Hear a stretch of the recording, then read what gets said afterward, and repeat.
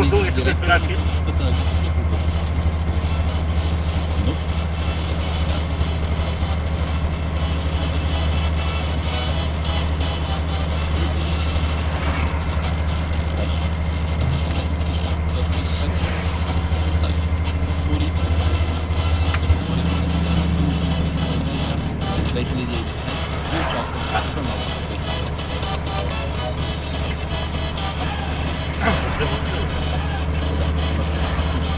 За защита на птиците.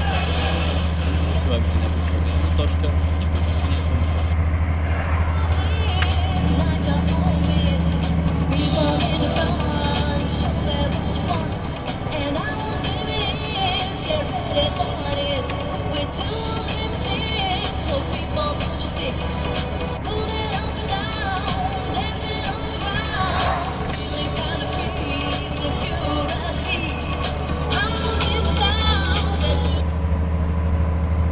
Галчев, Платини, Трифонов и Янчев, за които Венци Живко вчера вече има съмнение, са дали положителни проби.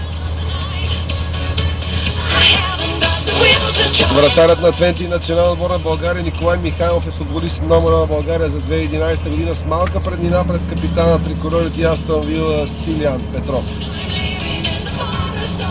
Това стана ясно след официалното повестяване на класирането. Любопитно е, че голмайстора за тази година на английската висша лига Бербатов е едва на трето място в подреждането.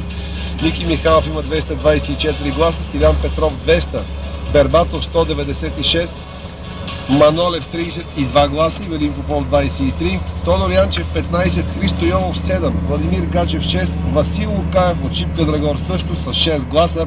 След него е Станислав Генчев Лудогорец 4, Мартин Петров Болтън 4, толкова и за Мишо Александров Лудогорец 4 гласа.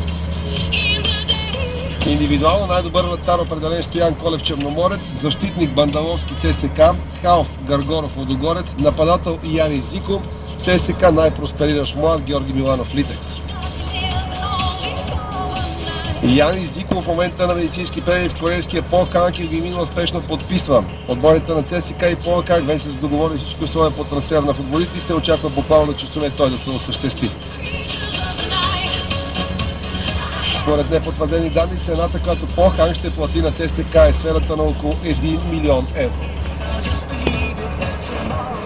И другата водеща новина от деня, двата големи съперника в Испания, Барселона и Реал Мадрид, могат да се сблъскат на четвъртфинал за Купата на Краля. Това отради жребия, Ел Класико може да има нови две издания на 18 и 25 януари. Преди това на 8 на финалите Барселона трябва да отстрани Осасуна, като котълнуци с домакини първия мач. В същото време Реал Мадрид ще се справи срещу новобогатаща от Малага, които са амбицирани да стигнат до финала.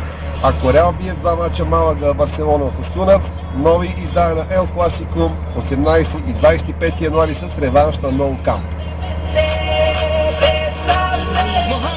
Така изглеждат новините в последното издание на Спортно шоу Гонг за 2011 година. Валя Гранчанов и Ники Александров в студиото. Добре дошли!